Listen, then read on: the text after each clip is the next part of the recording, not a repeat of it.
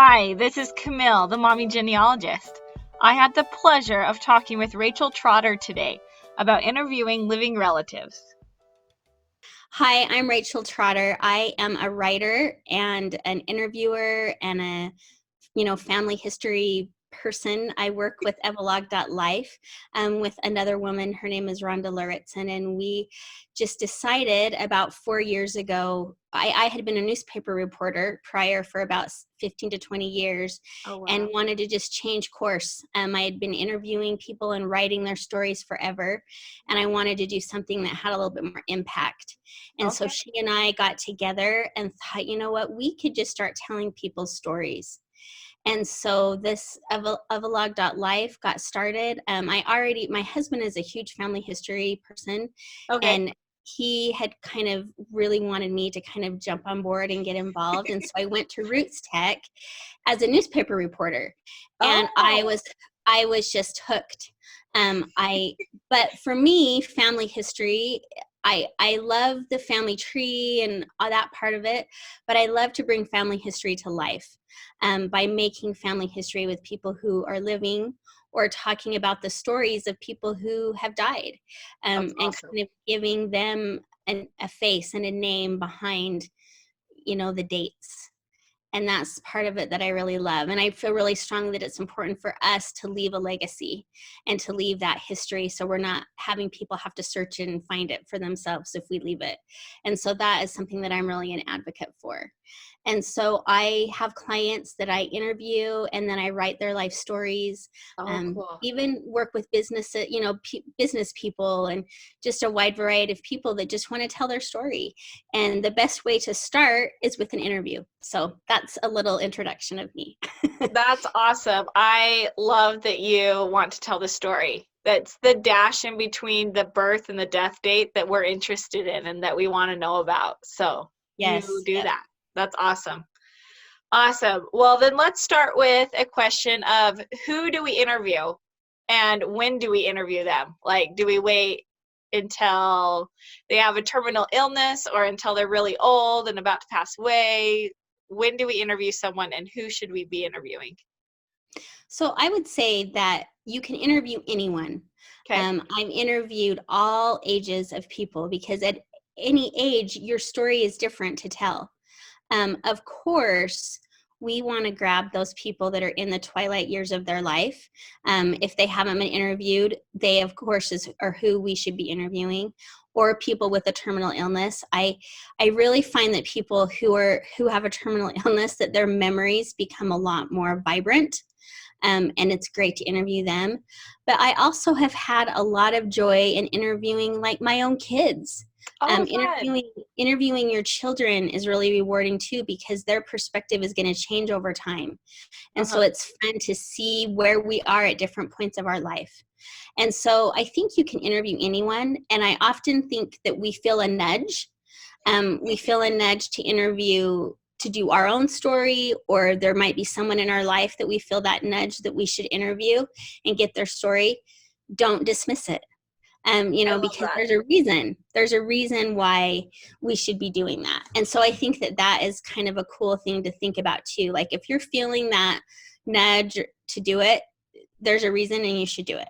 Sweet. So look at your grandparents, look at your parents, look at people who may be ill, interview them for sure.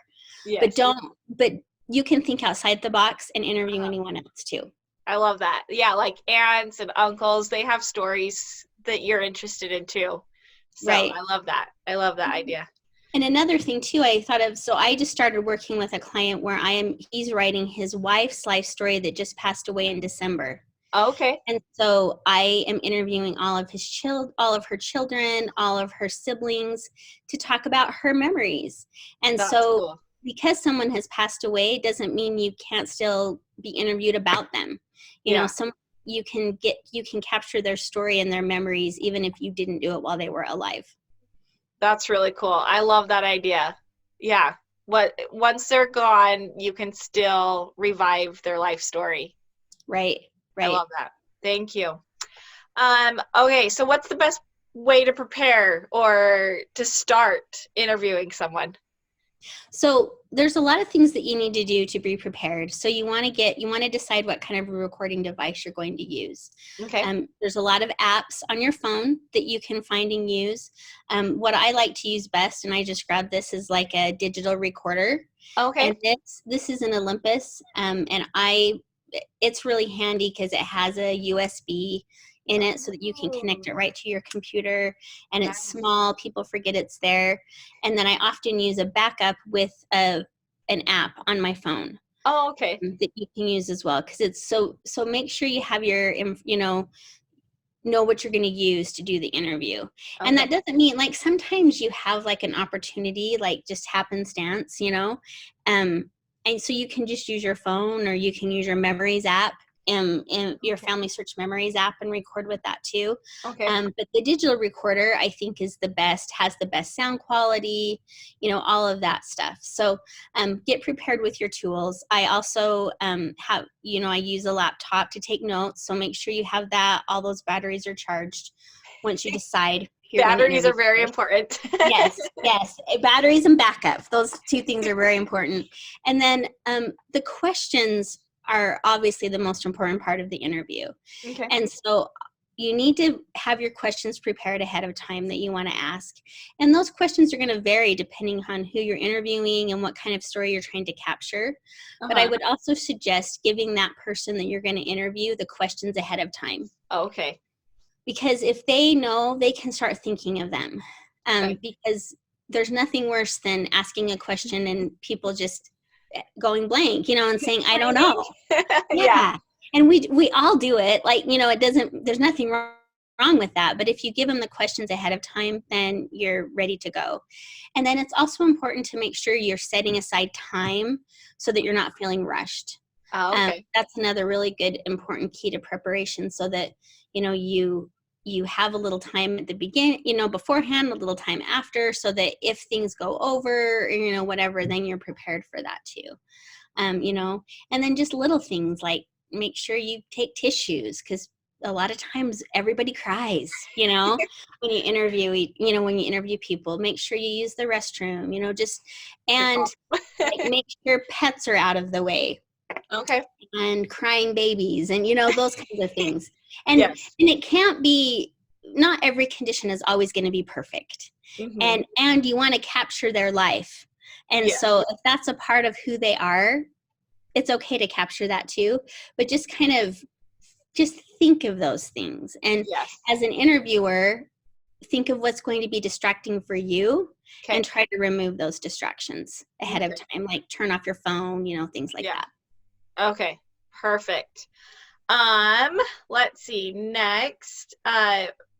So like, what kind of questions do we ask? Do you have any examples of questions that get like the best results, or? So I know it varies per person, but. It does. So open-ended questions are the best. You don't ever want to ask a yes, no. Okay. I mean, sometimes you can, but there always needs to be a follow-up of why or how or what, after you ask the yes, no question. And then you always want to ask questions that are going to elicit feelings. Okay. So, how did you feel about that? Or what did you think about that? So what kind of will really get people going a lot is, if I ask a question of, tell me about your hometown. Okay. Or tell me about your grandparents. Those are like warm feelings. Tell me about your family food traditions. Okay. What was the favorite thing that your mom cooked? Those kinds of things really get the ball rolling. And then talking about whoever their love is or love was. Okay. Those are, how did you meet? How did you know you were in love? Okay. Tell me about your first date. First questions are always really good too. Tell me about your first job. Okay. Tell me about the first time you had a baby. Any of those first things, because our minds are just immediately transported back to that moment, and we tend to be able to remember details that we maybe had forgotten. And one other really cool thing about interviewing is people will say, oh, I don't remember anything. I just don't remember stuff. But once you start asking the questions, they start to remember. Oh, And cool. so one thing that I find is really important is to plan on doing more than one interview. Okay. Because once you leave that first interview, you're going to remember a ton of stuff. Oh, okay. So then you're going to want to go back and say, oh yeah, I remember this happened. I remember that happened. And or find details. Like one time I was interviewing this woman and her family had had a house fire. Okay. And she had, while we were talking, she said, I think I remember that I have a newspaper article. And so the next time we talked, she'd found the article and found all these details. And but she'd forgotten about it. You know, she was 94. She'd forgotten, you know. And so those kinds of things, you know, asking questions that evoke old times and that evoke emotions. Another really, really good question to ask is tell me about a time when you didn't think you would make it. Oh, wow. Or what was a really hard thing in your life? People hesitate to talk about that, but it's so important to talk about it because it can help so many other people. And it's therapeutic for us, you know, to be able to talk about it and give voice to it, you know. Yeah. So That's cool. So how do you make someone feel comfortable enough to talk with you? You're going into a stranger's home and getting them to talk about their life story, but some people don't even want to talk in front of family members. So how do you get that person comfortable enough that they are willing to talk with you or to give these details of their life to you? well, I find that we have to break the ice a little bit, and I have to be a little vulnerable myself and kind of tell them a little bit about me, because I can't expect for them to tell me about them if I'm not willing to tell about myself. And so we do a little conversation before, but I also find it's really interesting that people that maybe don't know me feel more comfortable telling me about their life because there's no judgment from me. Yeah. You know, I don't know their history. I can't correct what they said, like, oh, that's not really how it happened, you know. And so they feel a little bit more comfortable with me because I have no expectation, you know, of what their life is. Having said that, interviewing a family member is also really cool because by the questions you ask, you may get answers that you didn't know. Yeah. And that you may not expect. Or sometimes I've even I have my children oftentimes interview my parents because they ask, I know my parents, you know, really well. But my kids will ask questions that will elicit stories that I've never heard before. That's so cool. I think kind of opening it, if you're trying to interview family members, kind of open it up to say, hey, what would you ask this person, you know, and kind of ask around and see so that there's some comfortableness there. And I think once people start to talk about their life, we just have to break that ice and then, you know, they feel comfortable to keep talking. That's awesome. That's great. Yeah, it's like the flood waters all of a sudden come out and they're fine talking about themselves. Okay, great. Let's see. We've answered all of that. So what about video interviews? Do you suggest them? Do you not suggest them? What are the pros? What are the cons? So we haven't done a lot of video interviews just for a couple of reasons. We find that people tend to tense up when they're on camera and they're not as comfortable. The audio recorders are little and they forget that they're there. Yeah. And so that's very relaxing. And then the turnaround time with audio recording is really quick. Once you've captured that voice, you don't have to do a lot more with it. You know, you don't have to worry about lighting. You don't have to worry about lugging around a lot of equipment. It's just really a fast and easy way to record a life story. So, and then the other cool thing about just doing audio is that you can pair it with photos. You know, you can make your own video with the audio and just pair it with photos. You know, you can use on Adobe Spark or Animoto or any kind of situation. And so there's nothing wrong with video and people really love it. Just for our purposes, we just found it to be more complex to just getting to the story. Gotcha. And so, that makes sense. So that's kind of where we're at with it. But I know people have success with video. We just like to get to the story. And so doing the audio, and just there's something about just hearing a voice Uh-huh. that is really soothing and captivating. And Okay. so we just have just stuck with that. I like that. I like that answer. Thank you very much for explaining that. Do you ever worry about someone staying on topic, or do you just like to just let it flow? Um, that can be a problem sometimes. Okay. So one thing that I do is I only record like I record in 15 to 30-minute increments. Okay. And so I set a timer, and I usually do 30. And when that 30 minutes is up, if they veered off topic, it's a great way to bring them back. 'Cause Gotcha. they Okay. hear the timer go, and we say, oh, we need to, we need to start our recording again, and that helps a little bit. Or sometimes when people get off topic, there's a really good reason, and it Okay. goes to a really good place. And so Oh, okay. you just have to just be aware, And so if people start to veer off, when they kind of get to a pause moment, then you can just kind of say, okay, but let's talk about this. Or Mhm. how did kind of bring it back to your question in the way that, how did that get you to here, kind of a thing. Okay. But really the best way is that, that 30-minute break time, I like that. because then you can kind of Reel them back in.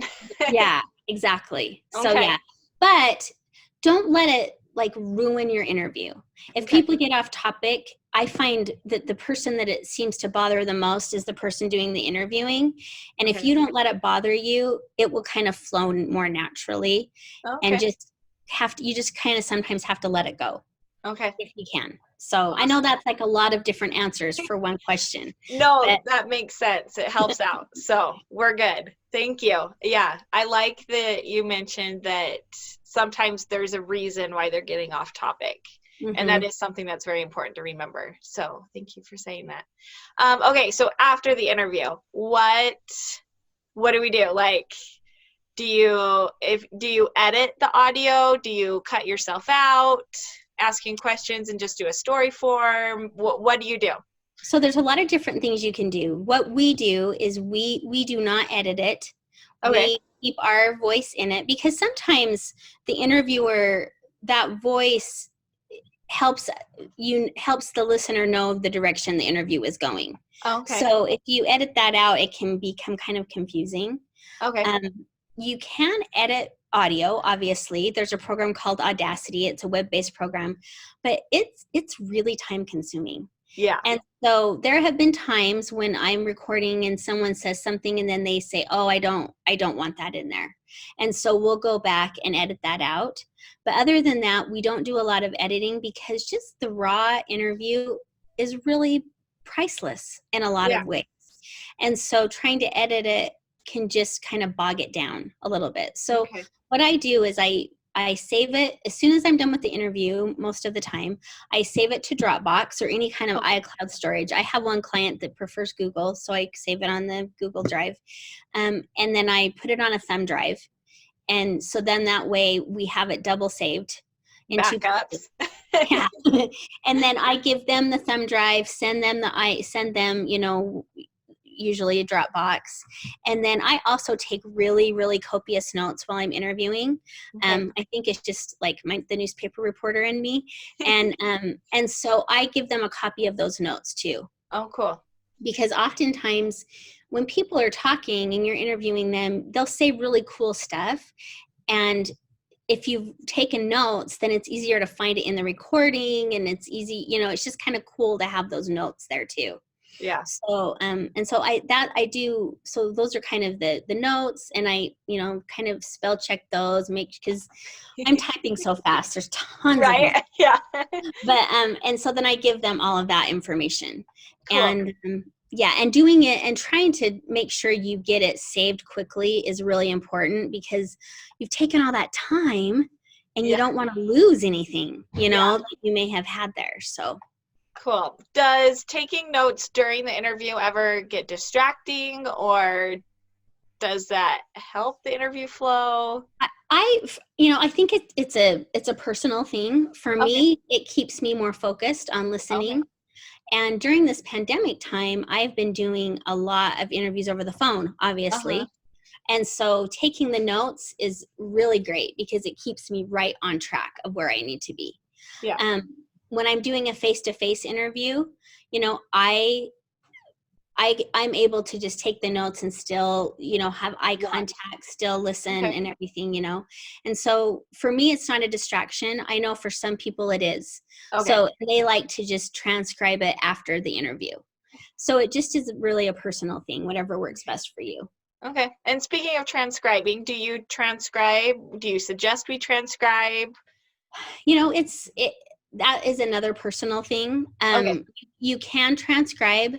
There's a lot of really great transcription tools. OTranscribe is the one that I like the best. It's a free web-based program, and it lets you slow down the audio so you can type it out. Oh, cool.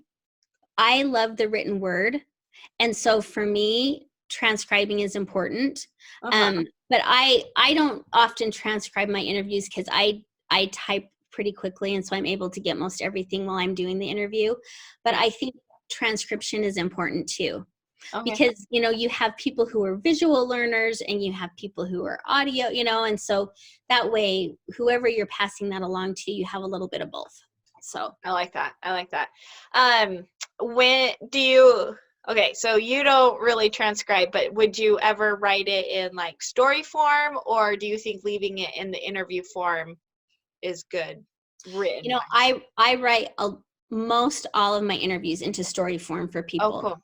That's cool. I'll write it into a book of some Yeah. sort. Okay. Some people like it, kind of not embellished, but like written like a story. Some Yeah. want it more like just a family history type Okay. book. Yeah. But I would suggest writing it down in some way. If Okay. you want to just transcribe it, if you want to write it like a book, if you want, I think writing it like a book is the best way to go because it's beautiful. Yes. It's a life, and it should be recorded and documented as many ways as you can. So I love that. Awesome. Okay. Anything else that you think we need to know about interviewing a family member? I would just say, just do it. Just do it. It doesn't have to be this big process that you have to worry about. Okay. And once you get started doing it, it is so rewarding. And especially at this time of our lives right now where we're staying in so much more, this is a perfect time to do it. I love that. Especially with older people because they really are homebound. Yeah. And so what a better way to like give them purpose than to record their life story, That's cool. And so I think just do it because even if you only have 1 hour of someone's voice, wow, You what a have that treasure. 1 hour of someone's Yeah. voice. Yeah. Yeah. And just do it. And if you only get 1 hour, great. If you get 10 hours, awesome, Amazing. but Yeah. just if you get started, that's enough is what I would Awesome. say. Perfect. So just do it and take advantage of this time where we're all homebound. That's right. Yep. Great. Awesome. Well, thank you so much. Thank Do you want to you. mention your website again? And we'll link it on our website too. Yes, it's www.evolog.life, and Okay. evolog.life is our handle on Facebook, Instagram, Twitter. And if you have any questions or want to sign up for our mailing list, we would love to help you. We have a lot of articles and blogs on our website about storytelling and all of those things relating to that. So we would love for you to check it out. Perfect. Awesome. Thank you so much. Seriously, Okay, thank you. All right, thank you.